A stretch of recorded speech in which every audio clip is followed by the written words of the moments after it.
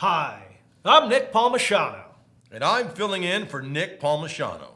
And I'm Thomas Hunt. And this is the Bad News Network.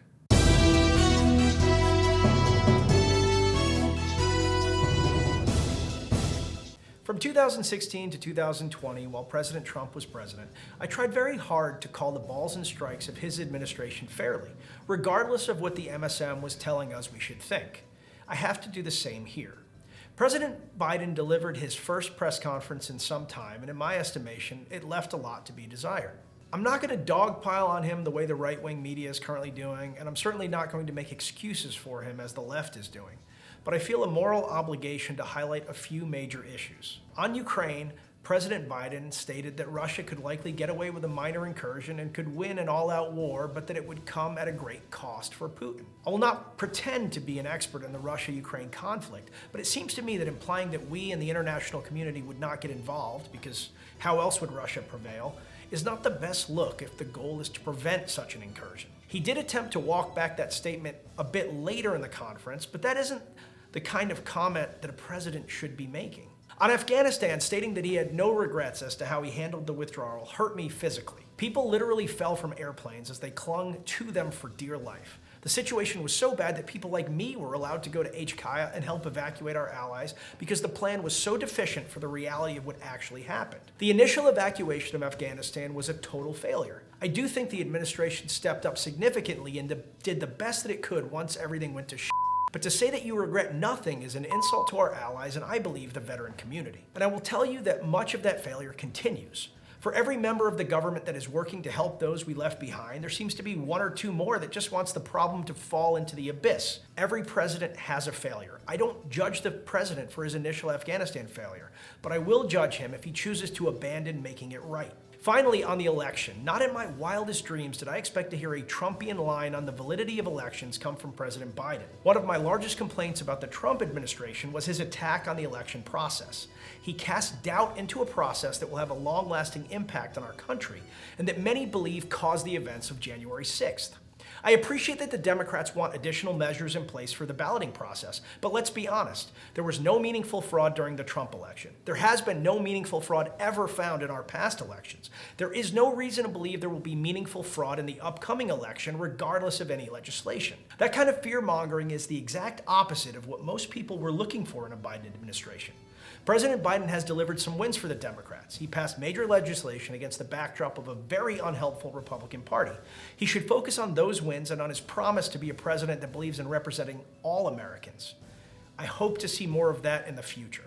Last Saturday, the underwater volcano Tonga Ha'apai erupted, causing a small tsunami and blanketing the island of Tonga with volcanic ash. Authorities had worried about widespread disaster following the eruption, but it seems that the worst of it may be over. Residents have been advised to wear masks and drink bottled water as ash has blanketed everything. The eruption was seen as a mushroom cloud shot 12 miles into the sky, and the blast was heard all the way in Alaska. Tsunami experts had warned people repeatedly to stay away from the beaches that weekend, but there's always going to be a few that hung around. A few local fishermen were retrieved after being pulled out to sea, and a large number of boats were slammed into the coast by the waves. One British woman died after she was swept away by the waters, but as of right now, the casualties are minimal. The UK has decided to do away with COVID restrictions starting March 24th. The UK's Plan B, which requires face coverings and vaccination passports for entering establishments, will end. The government will no longer enforce mandates, but they did say that if the businesses wanted to continue some or all of the restrictions, that's up to them. Boris Johnson announced that the UK should be proud of itself for overcoming COVID, while at the same time cautioning that this is not the finish line moment. Caution must still be taken, but shortly. It will be at the discretion of the public, not the mandate of the government. It will be interesting to see how this plays out. It is also interesting timing for Boris to drop this announcement on the winds that he will be ousted for having parties while everyone else was on lockdown. The Biden administration said that it will be providing $200 million in aid for defense to Ukraine. Russia has been amassing troops on the border, and recently the U.S. accused Russia of creating a false flag crisis and using it as a pretext to invade Ukraine. These accusations were rigorously denied by Russia. America has stated its intention to defend the sovereignty of the Ukraine should Russia try and invade. U.S. officials sent word to Putin advising he not be rushing into a fight Ukraine win. A terrorist hostage situation occurred at a Texas synagogue in Colleyville, Texas, near Dallas. A 44-year-old British Muslim immigrant disguised himself as a homeless man, entered the synagogue, and took 4 people hostage. The man made a number of anti-Semitic remarks and demanded the release of Aifa Siddiqui, a Pakistani neuroscientist convicted of trying to kill U.S. Army officers in Afghanistan, who is serving a massive sentence at a Texas prison.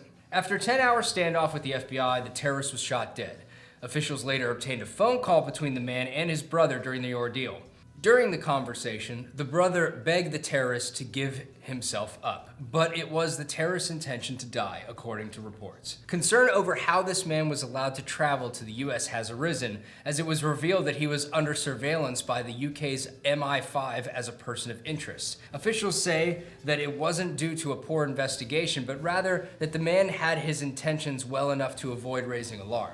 All 4 hostages walked away from the ordeal safe and unharmed. In a move that will stun you, California has revealed an innovative new way to create an innovative new single-payer healthcare system. Raising taxes. How innovative. Lawmakers have proposed a new tax increase that would double taxes, increasing taxes roughly $12,250 per household. The proposal centers around higher income taxes on wealthy Americans, a payroll tax on certain employees' wages for large companies, and a new gross receipts tax. With this new innovative increase, the top marginal rate on wage income would rise to 18.05%. For comparison, the median top marginal rate is 5.3. California's current rate is 12.3. This comes on the heels of a 2021 survey that shows California's population decreased by 0.8%, and it's a fair guess that doubling taxes won't motivate residents to stay if they were already on the fence about it.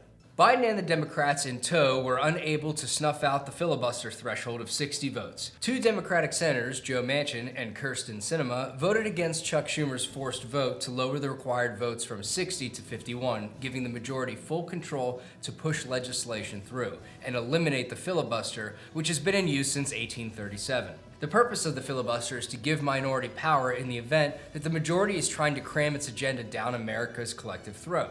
It's a power that Joe Biden himself conducted an hour-long speech in support of when he was a senator. Now the Democrats want to abolish it because they aren't able to cram their agenda down America's collective throat.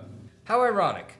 Schumer stated that it would only be a temporary suspension of the 60-vote requirement, but we all know how that goes historically. Once you give the politicians power, they will do everything in their power to never give it back. History has shown this repeatedly. So Manchin and Sinema decided not to play ball and ended up stifling the push. Both stated that they were protecting democracy and keeping the power of the minority, which would force intelligent debate and compromise in the interest of the country, not the party's agendas. That's a statement I think we can all agree with. Great news. The Olympics will be going forward as planned, hosted by the Chinese, and the bullshit is already in full form.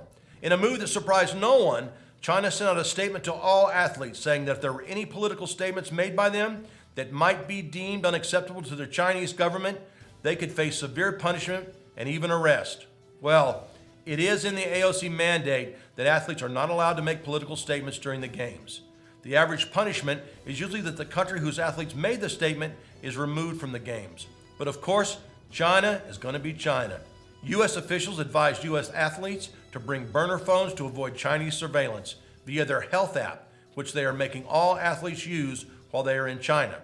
There's literally a button to report unacceptable political activity on the health app, a button that Chinese officials say they know nothing about. The Chinese government, of course, lashed out at the U.S. with its classic, "I know you are, but what am I?" response, after the U.S. government said they will not be sending government officials to represent the U.S. at the games, which is unfortunate because apparently Chuck Schumer has a mean high jump. In all likelihood, the games will proceed without incident.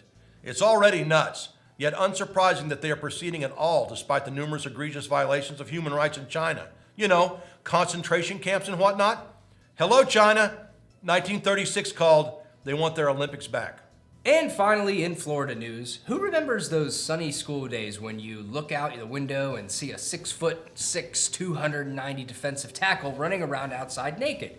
If you're from Deerfield Beach, Florida, you'd be raising your hand after this week. Cleveland Browns defensive tackle Malik McDowell was seen on video running outside of a children's learning center completely naked. Soon after police arrived and attempted to talk with Malik, Malik responded with a blitz, charging one of the deputies and punching him in the face. To give the deputy credit, he lowered and braced for the initial hit and stayed upright from a pro NFL player in a dead sprint. Props to my man. After throwing a few knuckles at the officer, Malik took off again. He was brought down by the mighty two-pronged attack that the officers put hot lightning into him with a taser. Officially, Malik's lawyer is saying that someone might have drugged him. Time will tell. Or maybe he was just finding new ways to stay in shape. Currently, Malik is facing charges of aggravated battery of an officer, resisting an officer with violence, and exposing his tackle in public. And finally, our dear friend Mike Dixon, who Nick spoke about last week, was laid to rest this week. Just want to say to his family and to all of his friends out there, Rhino will be missed and we'll never forget him. Fair seas, Mike. And with that, I'm Nick Palmisano. And I'm still filling in for Nick Palmisano. I'm Thomas Hunt. And this is the Bad News Network. Our news is at least as bad as the news you're getting already, and I hope you enjoyed the little treat that I call Hollywood Heard. As always, have a great weekend, and you can use code BNN at Ranger Up for 25% off.